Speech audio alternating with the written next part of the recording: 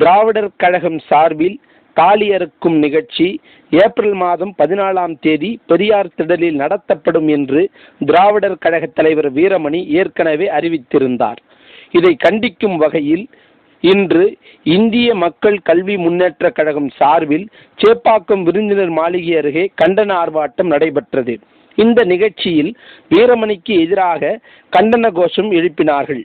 கூட்டத்திற்கு இந்திய மக்கள் கல்வி முன்னேற்ற கழக தலைவர் தேவநாதன், காங்கிரஸ் கட்சியை சேர்ந்த வசந்தகுமார் உட்பட பலர் கலந்து கொண்டனர். ஒரு இந்து மதத்தினுடைய ஒரு சமுதாய அமைப்பு, எங்க இந்து மதத்தினுடைய அமைப்பு, ஒரு பாரம்பரிய அமைப்பினுடைய சின்னத்தை மாத்திரம் எதுக்கு எடுக்கணும்? இது மாத்திரம் உரிமை இல்லை, இது மாத்திரம் விடுதலை இல்ல.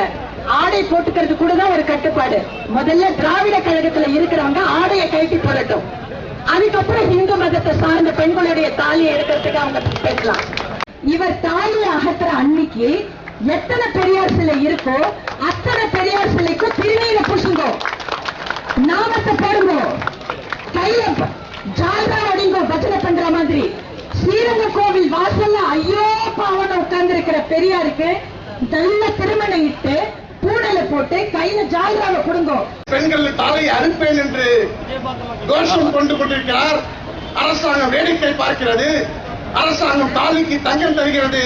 ஆனால் தாலியை அறுப்பேன் என்று கூறுகின்ற வீரமணியை கைது செய்ய மறுக்கிறது. அனைத்து அரசியல் கட்சிகளும் வேடிக்கை பார்த்துக் கொண்டிருக்கிறது. ஆனால் இனிமேல் நாங்கள் வேடிக்கை பார்க்க மாட்டோம்.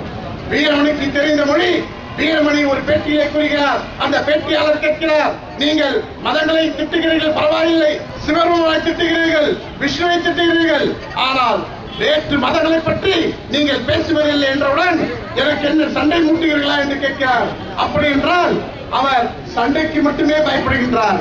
அவருக்கு அந்த மொழி மட்டுமே தெரியும் என்றால் நாங்களும் போராடுவதற்கு, ஆயுதம் ஏந்துவதற்கு தயாராகிவிட்டோம் என்பதை தெல்ல தெளிவாக இங்கே பத்திரிகையாளர் முன்னே வைக்கின்றோம்.